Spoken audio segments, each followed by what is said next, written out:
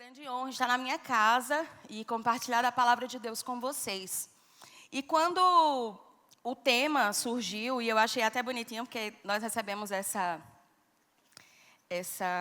convocação, e ela diz assim: Missão Secreta Confidencial, número 6 de junho de 2025. E aí eles dão as boas-vindas e disseram a respeito do tema, e eu já sabia, né, obviamente, e me veio a ideia de entendermos o que significa esse tempo de preparação. E o tema eu achei muito massa, sobre exército. Não sei se deu para perceber, mas a irmã se inspirou realmente no tema. Juntei o que tinha em casa e vim, graças a Deus. E sabe, não sei se você sabe, mas nós temos em nosso ministério um pastor que é general do Exército Brasileiro. Você sabe, alguém aqui sabia disso? Quem já sabia? Mas está sabendo agora, né, Gui? E sabe que para que alguém chegue ao patamar, né, a patente propriamente dita de um general, ele precisa passar por etapas. E eu pensando a esse respeito, eu disse: Senhor, eu vou falar sobre isso para jovens, alguns adolescentes. Mas sabe que o tempo de preparação, ele hoje não se prepara para ser general. O tempo de preparação dele foi muito antes dele ter chegado neste lugar. Ele tem, de fato, 36 anos sendo treinado naturalmente, como também pelo Senhor em relação às questões ministeriais, como pastor. E isso me inspirou muito para que nós possamos entender que, não sei se você percebeu, mas eu disse que, naturalmente, nós estamos em uma democracia. Mas em Deus, diga comigo, eu estou em um reino. E no reino, quem manda é o rei. Quem faz parte de um exército... Algum dos meninos aqui já serviu ao exército, ao tiro de guerra? Cadê Cabo João? Não veio. Nenhum dos meninos aqui? Ih, rapaz. Tem que aprender umas coisas hoje, então. Quando você serve ao exército, você vê que existem linhas de comando, existem pessoas que entendem sobre submissão e autoridade. Eu te incentivo a você fazer o Rema. Essa é uma das matérias do Rema Brasil, é submissão e autoridade. E eu creio que essa é uma dos pilares fundamentais em que nós estamos estabelecidos. De fato, até o próprio pastor John disse que, entre outros irmãos, até de outras denominações, às vezes, que sabem que o verbo da vida vai fazer alguma coisa, eles dizem: não se preocupe, se vocês vão fazer, vai dar certo. Porque vocês já disseram isso para ele. Porque vocês entendem a respeito de submissão e autoridade. A gente está vivendo em uma fase, em uma geração, onde tem se perdido muito certos valores e certos princípios. De fato, eu acredito que Satanás tem utilizado exatamente isso. Desfazer a ideia de autoridade, desfazer a ideia de respeito às autoridades, desfazer a ideia de que eu tenho que me submeter a alguém, de que eu tenho que prestar contas para alguém. E quando a gente para pensar sobre isso, isso é muito, mas muito perigoso. Não sei se você já parou para pensar, mas o que a mídia muitas vezes fala é pegar um mau exemplo de algo que aconteceu para tentar justificar aquilo que é necessário e aquilo que é ideal. Eu vou te explicar por quê. Todas as vezes que a gente vê hoje na mídia falando sobre exército, falando sobre polícia, a gente ouve falar as maiores barbaridades. Pegam exemplos ruins para justificar aquilo que não se deve obedecer, ou aquilo que é um absurdo, ou é sempre uma imposição muito abrupta ou muito violenta. Mas quando vai falar sobre bandido, parece até que eles são assim, saindo do fantástico mundo da fantasia, e eles são apenas meras vítimas da sociedade. Você já parou para pensar sobre isso? E isso desvirtua até mesmo para que homens e mulheres decidam ingressar no exército, por exemplo. Porque faz parecer que é só para você perder a sua vida por amor à pátria, e parece que nada disso tem valor. Mas eu vim te dizer uma coisa: no exército de Deus, na família de Deus, no lugar onde você está inserido, você, de fato, perde a sua vida por algo muito maior do que o que você poderia construir com as suas próprias forças. E eu queria, por favor, que você abrisse lá em Hebreus, capítulo 11, no versículo 1, por favor. Vai dar para passar por aqui, porque eu quero ganhar tempo. Nós temos muitas coisas a fazer hoje. Amém? Amém. Ixi, minha gente, bora acordar, minha gente. Amém, igreja? Amém. Misericórdia, é uma conferência de jovens, não faça isso comigo. Hebreus 11, 1. E é interessante falar sobre isso, sobre esse texto, porque nós estamos na conferência Convictos. E nós precisamos saber o motivo pelo qual nós somos convictos. Que conferência é essa? Convicto de quê? E é importante você saber do que é que nós estamos falando sobre convicção, porque hoje, até Isaac falou sobre isso, de que nós estamos em uma geração, em um tempo, onde as pessoas estão perdendo muito a respeito da sua identidade. Elas não sabem bem quem elas são, elas acham que podem escolher depois o que é, eu não sei o que é que eu sou, e depois eu descubro, eu acho que eu sou uma coisa, daqui a pouco eu sou outra. Querido, Deus tinha um propósito estabelecido para você, e quando você já nasceu perfeitamente adequado para Ele. Você já nasceu com toda a capacidade suficiente para estar inserido nesse propósito e ser verdadeiramente pleno em Deus. Sabe que, eu vou ler daqui a pouco. Quando a gente nasce e vai crescendo e vai sendo instruído pelos nossos pais, geralmente a gente diz assim, a gente ouve assim, o que é que você vai ser quando você crescer? Eu não vou nem perguntar aqui. Todo mundo já foi perguntado por isso. E eu, particularmente, quando era criança, vai ver que eu já era assim, meio engraçada desde sempre. Eu dizia assim, o que é que eu vou ser quando crescer? Eu já sou alguém, eu já sou alguma coisa. Que coisa estranha, o que é que eu vou ser? Eu pensava isso, né? E depois é que eu fui entender que isso era voltado àquilo que eu ia fazer quando eu fosse grande para me manter, para poder pagar os boletos. Mas a criança, o adolescente, às vezes não tem essa dimensão do que isso está dizendo e vai só vivendo, né? Vai só deixando a coisa acontecer. Assim como o Isaac falou ontem, é bem engraçado, né? Você já tem o boleto, você só não tem a responsabilidade ainda de pagar. Mas tudo que você faz, tudo que você usa tem um preço. Diga, tem um preço. Alguém aqui já viu o papai e mamãe saindo para trabalhar? Já viram eles em um dia que eles não queriam sair para trabalhar? Todo mundo. Já viram que às vezes eles não acordam com tanta disposição, com tanta alegria assim para sair, principalmente nessa chuva, no frio? Mas eles olham e dizem assim, hoje eu não estou com vontade não. Vou dizer ao meu chefe que eu acordei indisposto e estou querendo dormir mais, não dormir bem. Eles podem, querido, fazer isso? Não. A não ser que eles estejam com uma doença, que eles tenham um atestado médico, que diga assim, olha, se ele for, ele morre. Aí ele não pode ir. Mas, se não, eles têm que entender que eles têm compromissos, que eles têm responsabilidades que geram resultados. Então, hoje, quando eu estou te falando sobre isso, eu estou te falando para que você possa ser... Eu falei isso na última consagração, naquele momento que teve com Maíra também, e eu falei sobre isso, eu disse, eu vou dizer a mesma coisa, ele disse, vai, eu disse, amém. Você precisa ser inteligente, querido. Diga, eu sou inteligente.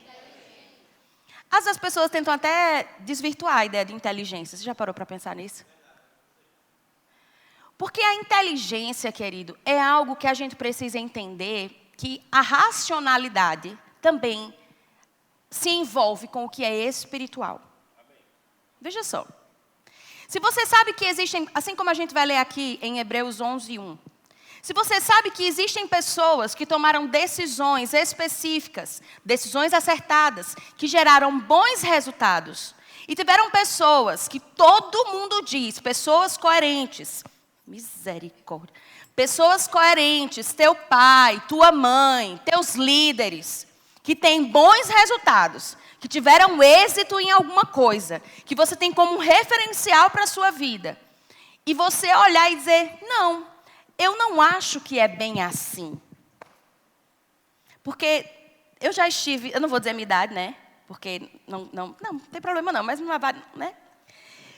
Mas eu já tive a sua idade, eu já tive essa mesma ideia de dizer assim, eu já sei o que eu quero, eu já sei o que eu sou na minha vida. E hoje ainda, a idade que eu tenho, ainda estou descobrindo tanta coisa. Por isso que eu sei, vá por mim, irmão. Eu sou mais velha, eu sou mais velha que você. Eu sei o que eu estou dizendo a você. Existem, assim como eu já falei, existem decisões que eu tomei na minha vida hoje. Entenda bem o que eu estou te dizendo. Existem decisões que eu tomei na minha vida antes, há muito tempo, há 80 anos, que eu tomei há um tempo atrás, que hoje me fizeram estar aqui pregando para você. Eu sou mais importante, eu sou mais especial que vocês? Não. Mas algumas decisões importantes, que se eu posso dizer, muitas decisões importantes que eu tomei, me fizeram chegar aonde eu estou aqui hoje falando para você e vão me fazer coisas ainda maiores. Então, quando a gente fala sobre essa inteligência, eu quero dizer, querido, pega a chave, né? Pega a senha, né? O código. A galera gosta de dizer o código, né? Pega a ideia principal do que isso significa e aplica à tua vida. Vamos ler lá em Hebreus 1, por favor.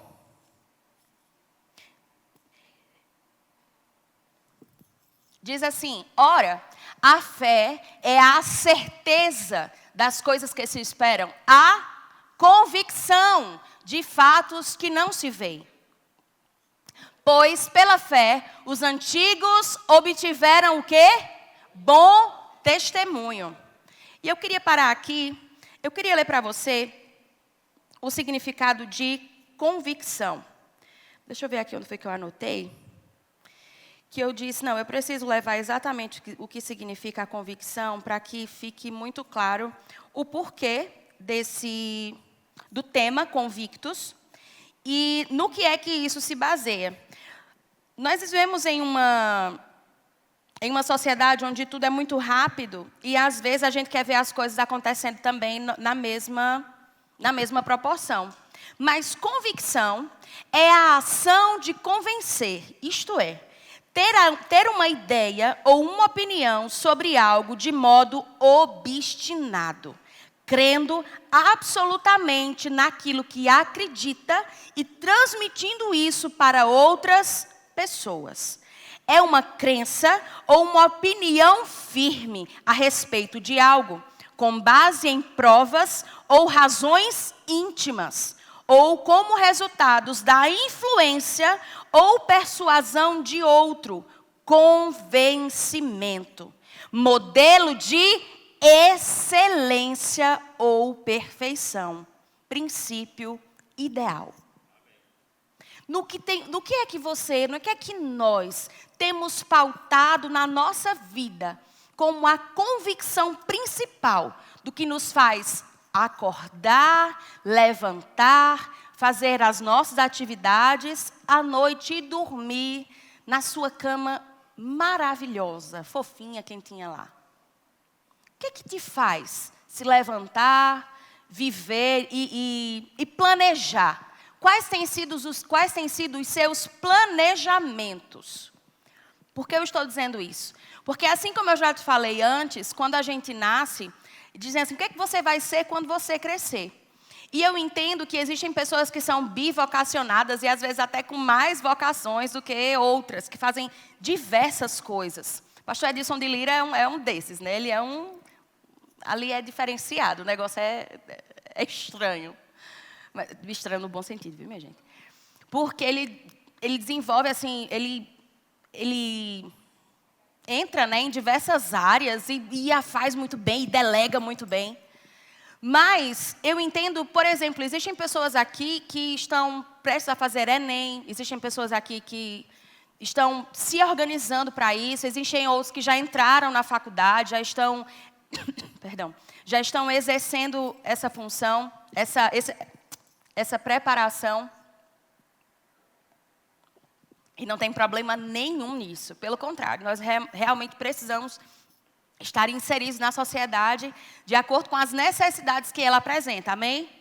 Mas eu vim aqui te falar a respeito de um comissionamento diferente. Eu vim te falar a respeito de um comissionamento a respeito do seu propósito na terra. E quando eu falo sobre isso, eu quero te dizer que nem só daquilo que é natural nós vamos nos preparar para. De fato, hoje, quando você tem uma profissão, uma profissão estabelecida, isso pode ser podem abrir portas para a sua questão ministerial. Porque existem necessidades no reino de Deus que vão ser supridas por pessoas que têm a habilidade natural para isso. Mas eu vim te falar aqui sobre o que você tem feito como essa convocação do Senhor. Em Marcos 16:15 diz assim: Ide por todo o mundo, fazei discípulos de todas as nações, imporão as mãos sobre os enfermos e eles serão curados, pegarão em serpentes e não morrerão, falarão novas línguas. E o que é que primeiro eu quero te dizer? A palavra ide. A palavra ide tem a ideia de ordem, de alguém que diz aquilo que precisa ser feito. E quando nós falamos que nós somos cristãos, nós temos que entender que de Cristo nós somos discípulos. E discípulo é aquele que segue um modelo, é aquele que segue um exemplo. Aqui em Lucas 9:1, eu queria que vocês colocassem aí, por favor. Eu estava lendo esse versículo e essa palavra me chamou a atenção, que diz assim: Tendo Jesus, foi o que ele fez?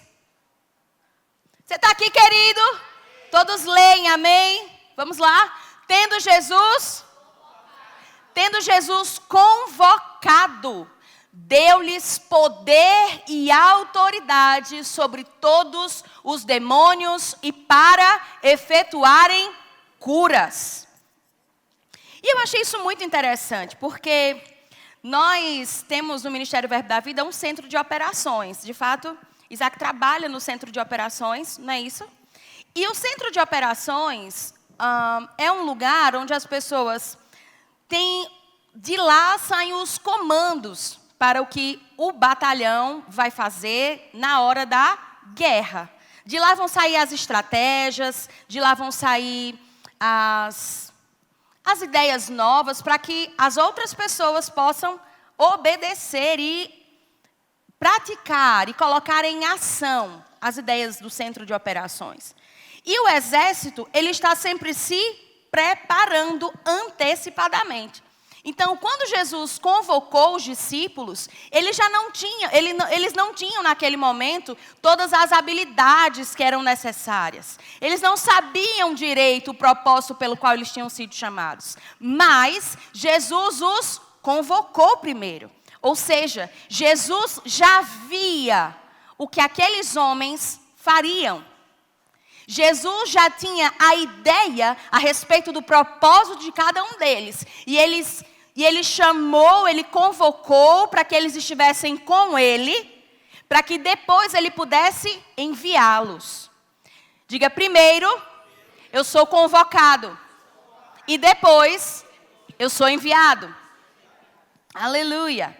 E o exército é aquele que traz segurança e estabilidade. Por que eu estou te dizendo isso? Não sei você, mas quando eu estou na rua e eu vejo pessoas vestidas fardadas com roupa do exército, com roupa de policial, enfim, soldados das Forças Armadas, eu me sinto em um lugar protegido. Eu não sei você.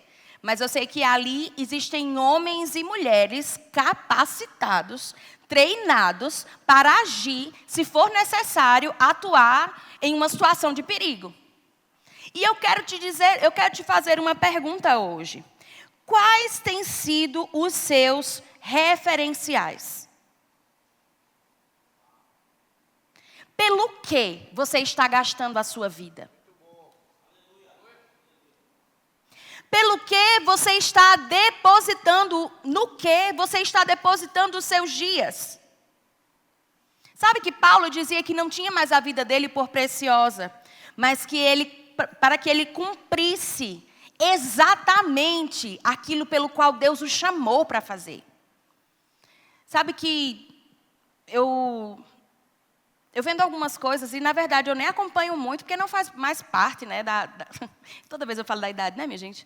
Não faz mais parte do meu cotidiano, do meu contexto, ver certas coisas, mas a cultura que tem sido gerada para os mais jovens tem sido um negócio assim, muito sem futuro. Um negócio tão vazio de propósito, de princípio, uma coisa tão sem destino, tão sem meta, tão sem alvo. Na escola, por exemplo, nós já não somos, não sei como está hoje. Eu tive até a impressão de que eu tinha visto isso em uma das escolas aqui da cidade e fiquei muito feliz. Por exemplo, de ser instruído para como empreender, a como lidar com dinheiro, a coisas do dia a dia que você vai precisar depois. Deixa eu te dizer uma coisa, querido, não se preocupe, se você está aprendendo Bhaskara, você só vai usar na escola mesmo. Eu te prometo. A não ser que você queira fazer engenharia, não sei nem se usa. Ou alguma coisa assim, mas cheia de números. Mas tem coisas que estão te preparando para nada. Que estão te instruindo para cair num buraco, um precipício, mas bem feio. Vocês sabiam que existem países onde o TikTok não é autorizado a existir? Minha gente, quem cria isso... Eu não estou dizendo que você agora não... Ai, Laís está dizendo que eu não vou usar o TikTok. Não estou dizendo isso. Mas eu estou dizendo que você tem que usar isso com sabedoria. Se você passa o dia rolando o dedo no TikTok ali, só com leseira, com um negócio que não vai levar para nada, meu querido, seja mais esperto do que essa bobajada que está passando na sua timeline. É timeline também no TikTok? De fato, eu não tenho TikTok. Estou atrasada no negócio. Mas sabe o que foi que eu já ouvi falar, geralmente quando eu ouço falar TikTok, eu ouço falar tão mal. Esses dias é que eu ouvi uma menina falando, não, que hoje, daqui a pouco, vai superar o Instagram e é bem importante, não sei o quê. Por enquanto, ainda não estou, não. Mas talvez eu chegue lá. É igual assistir dorama. Veja como vocês foram sem reação. Vocês estão aí escondendo o jogo. Quem aqui assiste dorama? Levanta a mão, não vou brigar, não. Ah, tem uns crentes ali dizendo a verdade. Por que eu decidi? Foi uma decisão. Diga comigo, foi uma decisão dela. Pronto, foi uma decisão minha. Eu tenho algumas amigas que são, tipo, a famosa dorameira, né? Gosta muito do dorama. E eu parei para pensar. Rapaz, eu tenho um gosto parecido com o delas. Eu acho que eu vou gostar desse negócio. Sabe o que é que eu vou fazer? Eu não vou assistir nenhum. Nem o Despertador. Eu não vou chamar nenhum. Eu não vou chamar, não. Ó, me tirou o Despertador chamando. Eu não vou assistir nenhum. Porque eu vou gostar desse negócio. E, meninas e meninos assistem dorama, não, né? Irmão, em nome da igreja, verbo da vida. Não, minha gente. A não ser os maridos que são obrigados. Oh, maldade. Enfim. Eu nem ouvi direito. Mas deixa pra lá, Fabinho. Deixa pra lá. Minha gente, eu vou sair daqui. Eu vou acabar destruindo o coisa ali. Por quê? Porque eu disse, eu vou gostar desse negócio, eu vou perder muito tempo. Eu vou te contar um pecado, certo? Eu ainda perco um tempo considerável com rede social. Eu não posto praticamente nunca, mas eu estou sempre observando, estou sempre vendo a vida do povo, né? Porque rede social você vê. Mas olha, desculpa da crente.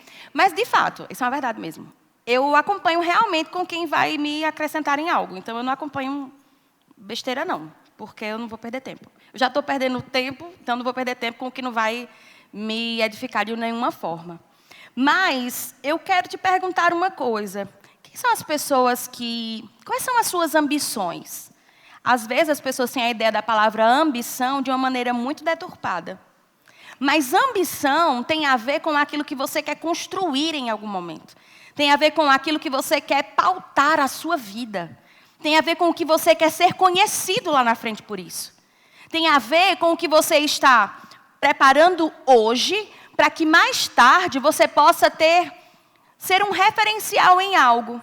Sabe que quando você olha para homens e mulheres de Deus que você admira, você olha para eles e diz, eita, mas fulano, quando eu vejo fulano, eu me lembro exatamente disso. Porque ele lhe inspira para alguma coisa. E aí eu te pergunto, quais têm sido as pessoas que você tem se inspirado? Você se inspira o quê? Sei lá, hoje em dia tem essa questão dos seguidores, né, dos influencers, das pessoas que... De fato, deixa eu te dizer uma coisa. Não se engane, você é influenciável sim. Nós somos seres influenciáveis. Não se engane. Eu não me influencio com nada. Mentira, se influencia sim. Nós somos seres que nos espelhamos sempre em alguma coisa. Sabe que quando você é inserido numa família, você é inserido em um ambiente onde você vai ter comportamentos semelhantes. De fato, às vezes, eu acho muito linda, eu particularmente acho muito bonita a questão da genética. Eu acho a genética um máximo, porque você vê refletido no outro, assim, uma coisa que ele nunca parou para aprender, mas ele faz igualzinho. E mais legal ainda é quando são pessoas que não convivem, mas têm o jeito de rir, o jeito de brincar, o jeito de andar, de falar. Minha gente, eu digo assim, minha gente, é muito perfeito. Então, você é influenciável, mas quais são os teus referenciais? São os influencers que nada te edificam lá fora? Quando você vê, por exemplo, alguém se movendo nos dons, isso te inspira a também querer se mover nos dons? A também impor as mãos sobre os enfermos e eles serem curados? A também ser inspirado pelo Espírito e trazer uma palavra que bate bem dentro do coração daquela pessoa? Você perceber pelo Espírito aquilo que Deus quer compartilhar com alguém? Você olhar e ver um pastor que dá a vida pelas ovelhas? Nós temos um exemplo aqui, querido, maravilhoso.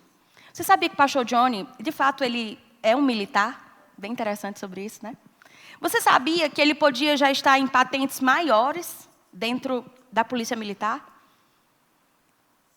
E ele decidiu, diga, ele decidiu, que ele ia permanecer onde ele já está até hoje, por amor ao Senhor. Existem decisões, querido, que nós fazemos por Deus, que elas determinam completamente o destino da sua vida. E vocês estão hoje, eu sei que todo mundo tem esse direito, né, de começar e recomeçar no momento que for necessário. Mas, principalmente agora, vocês estão em uma idade que é decisiva para muita coisa.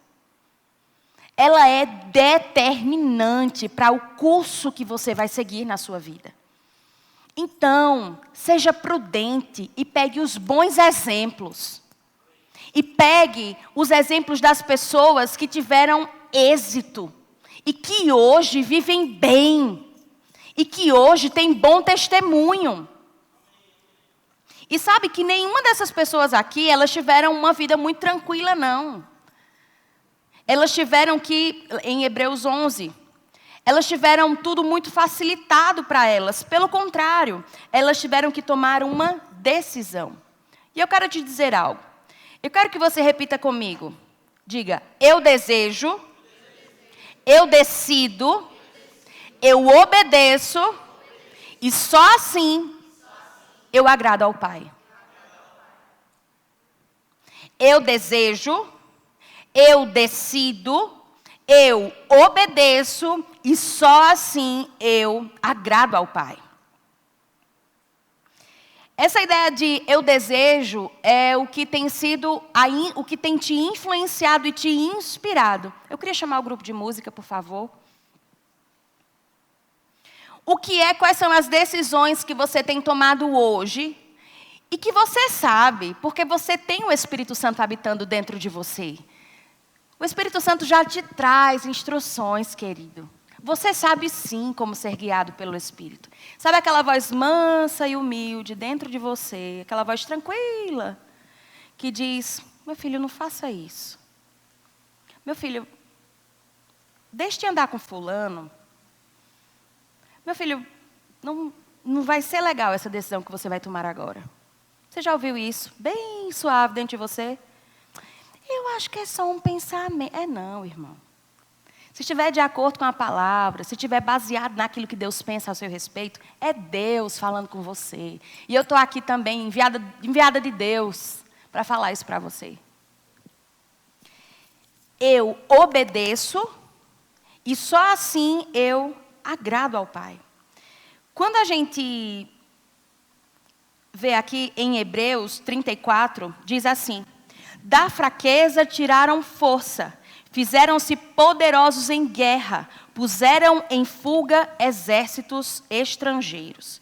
Coloca aí, por favor, Hebreus 11, 34, por favor.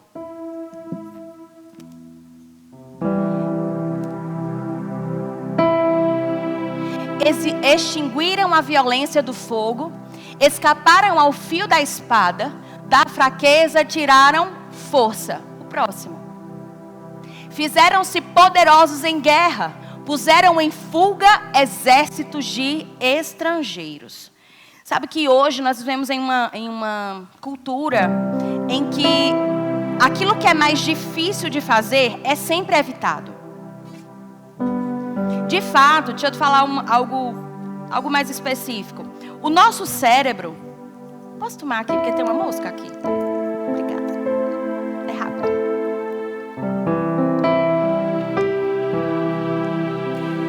O nosso cérebro... Bota a favor de Deus mesmo, por favor. O nosso cérebro, ele se molda sempre aquilo que vai gastar menos energia. Então, tudo aquilo que ele vai precisar fazer um esforço... Pode começar um negócio assim, mas... que está tão assim para dormir, os irmãos precisam acordar. Já dá uma alegria aí, tá bom? Obrigada.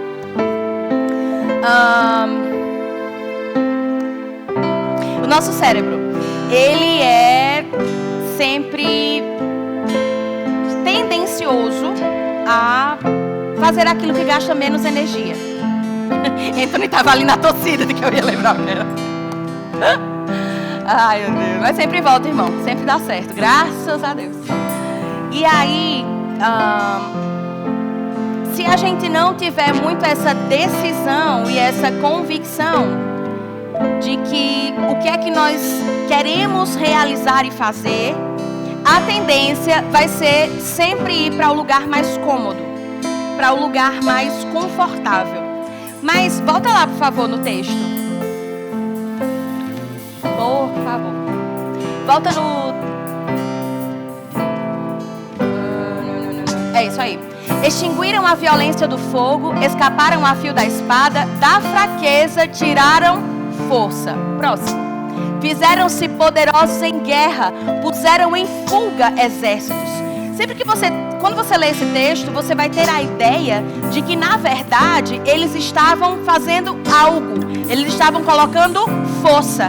Eles estavam se movendo com isso.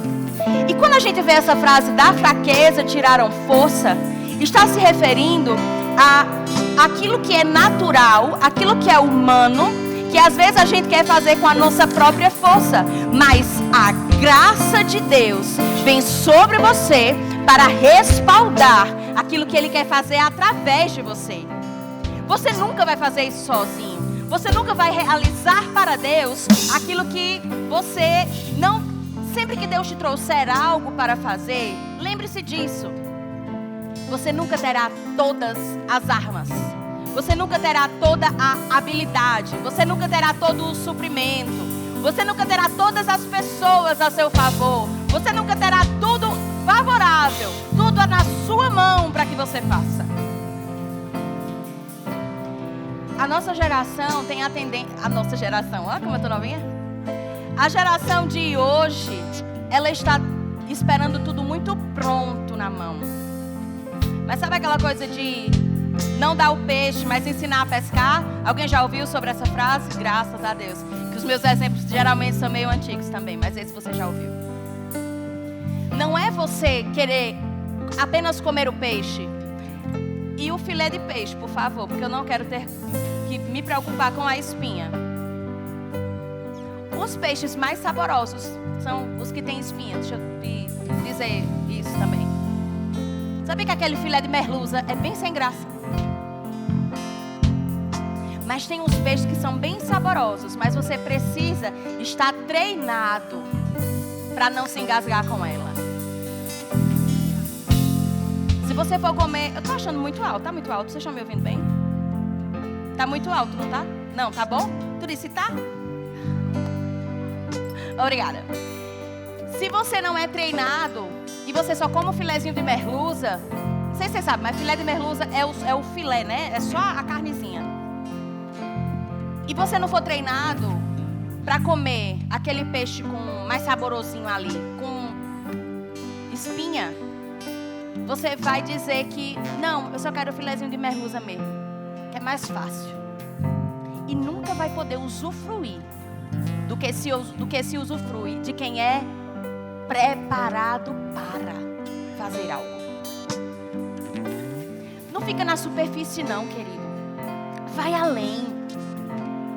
Deseje mais. Não deseje ser apenas aquele que tem uma boa profissão, ganha bem influenciado perante a sociedade, sei lá. O que é que você quer, o que é que você pensa da sua vida? Não sei nem o que é que você pensa sobre a sua vida. Será que você nem pensa em nada? Tá só vivendo e esperando acontecer algo que do nada não vai acontecer? Nada que você ouvir de repente aconteceu algo. Nunca é de repente. Sempre é a consequência de algo que veio antes. Eita, Laís, tá de repente ali, ó, pregando na Conferência Convictus 2025. Não, querida. O de repente é o convite, que você diz, meu Jesus, amém. Mas para isso, houve uma preparação. Preparação dói. Preparação é desconfortável. Mas ela é primordial, ela é essencial. Quantos aqui sabem nadar? Legal. As primeiras vezes que você está aprendendo a nadar, elas são bem ruins, porque dá a sensação que você vai morrer afogada ali, né? Não tem o fôlego suficiente. Temos uma professora de natação aqui. As primeiras vezes você acha que você vai morrer ali mesmo. Não tem fôlego, não sabe como mexer as mãos, como mexer os pés. Mas com o tempo de treinamento, aquilo se torna tão prazeroso que aquela sensação ruim que você tinha é a melhor que você pode ter. Porque você fica se sentindo tão à vontade. Não é que você vai assim para o alto mar, no meio de ondas revoltosas, que você aí não tem não. Aí o mar vai determinar para onde é que você vai. Mas, a partir do momento que você é treinado por isso, você passa a usufruir de uma forma muito mais plena e tendo muito mais alegria no que se faz. Porque aquilo que se não vê é eterno. Aquilo que se vê é muito passageiro, é muito rápido. Mas, se você tiver as suas expectativas naquilo que Deus pode fazer através de você, comece a se ver como Deus te vê, querido. Não se... Entenda bem o que eu estou dizendo. Não é que você vai querer ser melhor do que ninguém. Mas é igual aquela frase de mãe, né? Você não é todo mundo. Então não se nivele abaixo do que aquilo que Deus já te estabeleceu para ser. Entenda bem, eu não estou falando disso para ser uma forma soberba de falar. Mas não se nivele abaixo do que Deus disse que você foi feito para ser e para fazer. Você tem sim um propósito dado por Deus. E você não pode ser apenas um espectador do que Deus pode fazer na vida de outras pessoas e ficar apenas olhando e dizendo, comigo nada dá certo, comigo nada acontece. Mentira do diabo. contigo, com você, as coisas acontecem sim. Deus não tem filhos privilegiados. Deus não faz acepção de pessoas. Porque é que você seria o alecrim dourado que agora tudo dá errado só com você. Sabe que todas as pessoas que hoje exercem posição de autoridade, que fazem grandes coisas para o Senhor, elas não começaram com tudo favorável. Elas não começaram sabendo fazer todas as coisas. Mas elas começaram. Mas elas decidiram.